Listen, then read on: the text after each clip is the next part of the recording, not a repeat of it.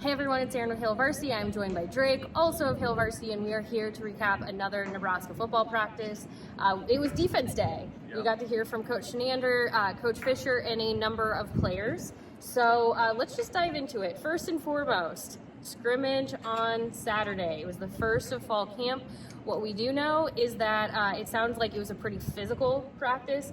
It was indoors. Yes. It was like 102 degrees without the all the extras thrown in there with humidity and everything. So for those that were worried, because the temperature right now for that, the forecast is looking like mid 60s, kind of rainy, that type of weather. So very different from Nebraska this last Saturday. But what stood out to you initially today? I know, Shenander talked a little bit about the scrimmage. It kind of was something that they all brought up, but what stood out to you most? Yeah, a lot of scrimmage talk, obviously. Shenander or Fisher talked about how the secondary, the top group, they don't have like a clear one group, but he talked about how the top guys are tackling well, the guys behind them not so much, so they're looking for guys to step up. Tommy Hill, transfer from Arizona State, has been showing flashes. They want to see more consistency from him. O'Shawn Mathis was available. He talked about how the intensity was more than he's seen in the past at a scrimmage, so he was surprised but happily by that. Happily surprised. Yeah. Yeah, I mean, that was the thing, is they all I heard a few names that stood out, asking people who impressed you most during the scrimmage on Saturday. Running backs was one that came up. Defensive line was another consistently across the board, but specifically when we talk about the edges got a lot of talk today, not just because O'Shawn Mathis was available, but O'Shawn's name came up quite a bit. Garrett Nelson's name came up quite a bit, obviously Caleb Tanner's as well. It was Colton Feast who said that he has seen just an exponential amount of growth from that group. They are just pushing each other every day to be better, more physical, and so he was like, they've been amazing. They've really impressed him. So that doesn't seem super shocking based on what we know about those players. But also another name that came up was Trey Palmer on the offensive side of the ball. Colton Feast actually said he was making some incredible plays. He was really blown away with just what he was able to do.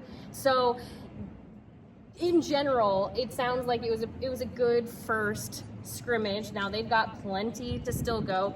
Who else did you hear from today?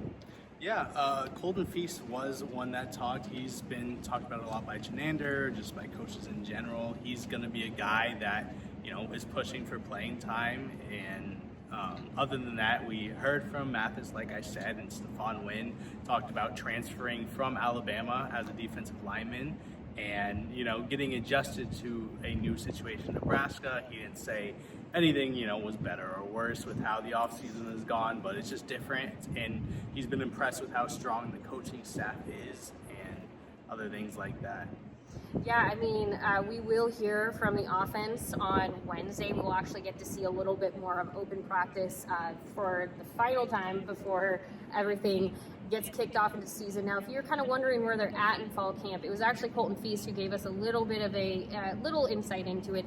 They are still fully in camp mode, excuse me. I was trying to say fall camp mode, but they're fully in camp mode.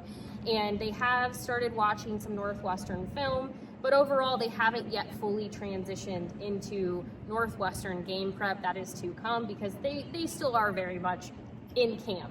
So they're focusing on that. They're putting the time and attention there. But he also did mention that they really liked this three on, 1 day off. This has been pretty consistent across the board. Yeah. 3 on, 1 day off, because they feel like it's actually helped limit injuries.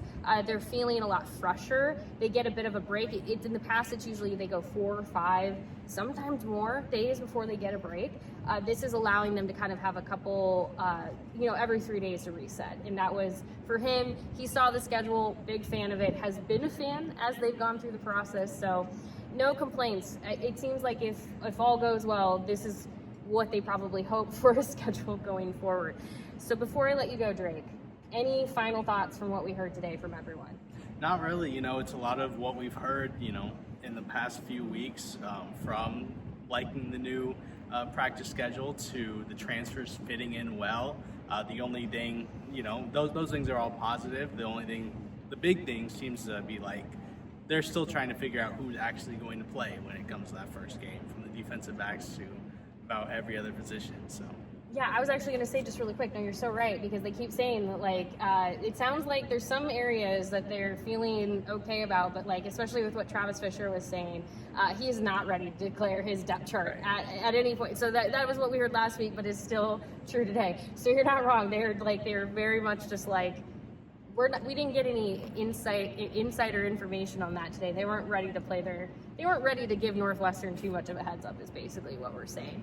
But again, we'll be back on Wednesday with even more from an open practice, and then we'll have availability with the offensive coaches, and then we are starting to get closer to that game week. So be sure that you subscribe to our YouTube channel if you have not already. You can head to hailvarsity.com to get all kinds of practice recaps and everything else from our team. Plenty of exciting stuff to come. Not to tease anything, but we have exciting stuff to come. So be sure to just subscribe across the board. We appreciate you being here. We appreciate the conversation. Keep that going. We'll be back on Wednesday.